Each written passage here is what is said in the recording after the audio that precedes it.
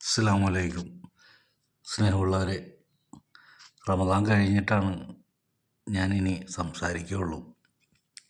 മറ്റൊന്നും കൊണ്ടല്ല, നമ്മൾ നല്ല കാര്യങ്ങൾ പറഞ്ഞു പോകുമ്പോൾ അത് അപ്ലോഡ് ചെയ്യാൻ നേരത്തെ യൂട്യൂബിലേക്ക് കയറുമ്പോൾ ഈ പരിശുദ്ധമായ റമദാനിൽ ഏറ്റവും അധികം പരിഹാസങ്ങളാണ് നടന്നുകൊണ്ടിരിക്കുന്നത്. പലരെക്കുറിച്ചും പലരും പല രീതിയിൽ പരിഹാസങ്ങൾ കൊണ്ട് നടക്കുകയാണ്. ഇപ്പോൾ ഏതോ ഒരു ആറ്റക്കോയത്തങ്ങൾ, അതുപോലെ തന്നെ കാന്തപുരം വിഭാഗം, ഇങ്ങനെ പല വിഭാഗങ്ങളും പരസ്പരം അങ്ങോട്ടും ഇങ്ങോട്ടും ഒക്കെ വളരെ മോശമായ രീതിയിൽ ഈ റമദാൻ പോലും മറന്നുകൊണ്ട് അങ്ങോട്ടും ഇങ്ങോട്ടും പരസ്പരം ആക്ഷേപങ്ങളും പരിഹാസങ്ങളും.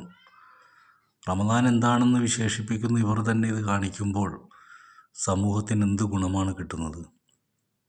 നമ്മളൊന്നും വലിയ അറിവുള്ളവരല്ല. ഇവരുടെ വാക്കുകൾ കേട്ടുകൊണ്ട് നല്ലതിലേക്ക് വരാൻ ആഗ്രഹിച്ചവരാണ്.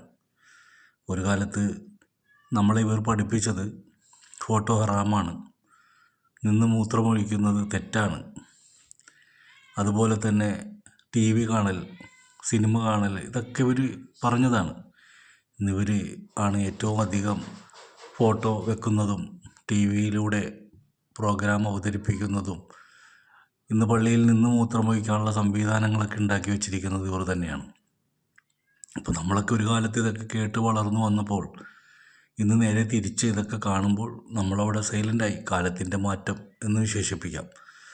പക്ഷേ ഈബത്ത് പറയരുത്, നമീമത്ത് പറയരുത് എന്നൊക്കെ പറഞ്ഞ് പഠിപ്പിച്ച ഇവർ തന്നെ പരസ്പരം അങ്ങോട്ടും ഇങ്ങോട്ടും, സ്വന്തം സഹോദരൻ്റെ രക്തം കുടിക്കരുതെന്നൊക്കെ പഠിപ്പിച്ച ഇവർ തന്നെ പരസ്പരം അങ്ങോട്ടും ഇങ്ങോട്ടും പഴിചാരുന്ന കാഴ്ചകൾ കാണുമ്പോൾ ഈ റമദാൻ്റെ നോമ്പ് പോലും പരിശുദ്ധിയില്ലാതെ നഷ്ടപ്പെടുകയാണ്.